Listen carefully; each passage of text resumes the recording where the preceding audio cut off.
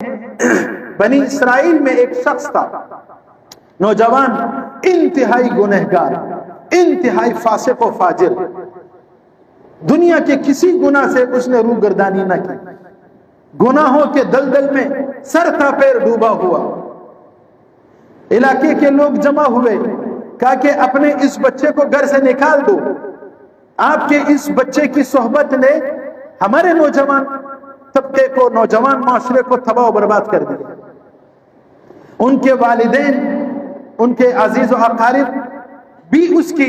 شرارتوں سے تنگ، سب نے اسے گھر سے نکال دیا۔ چلنے لگا، ایک جنگل میں قیام ہوا،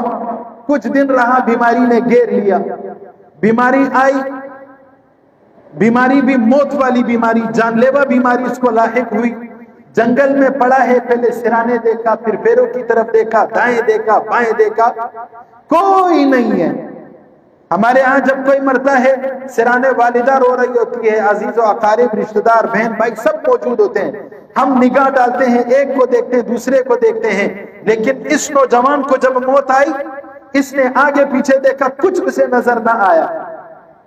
اس کے سامنے اس کے گناہ، اس کی بدکاریاں، اس کی شہوترانیاں سامنے آئیں، اور آسمان کی طرف نگاہ اٹھا کر کہنے لگا، اے میرے رب،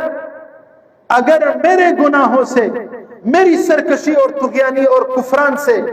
آپ کے عزت و جلال اور ملک میں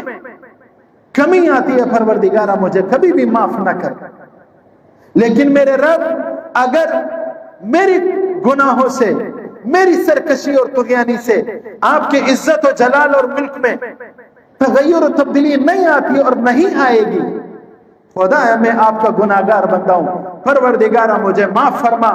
ہم میں کوئی مرتا ہے، اس کے دائیں بائیں آگے پیچھے اپنے عزیز و اقارب ہوتے ہیں، خدایا میرا کوئی بھی نہیں ہے، یہ الفاظ کہے اور روح پرواز کر گئے۔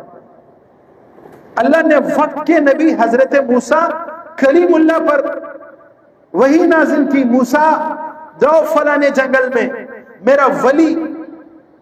انتقال کر چکا ہے، اس کو غسل دو، اس کو کفن دفن دو، اور اعلان کروا دو کہ جس شخص نے جتنے بھی گناہ کیے ہو، وہ اس نوجوان کی، اس میرے ولی کی نماز جنازہ میں شریک ہوگا، میں اس کے گناہوں کو بھی معاف کر دوں گا۔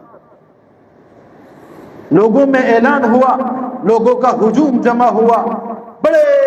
بڑے شہروں سے، دور دور علاقوں سے لوگ آئے، اس شخص کی نماز جنازہ میں شریک ہوئے، سب کو اشتیاق ہوا، سب کو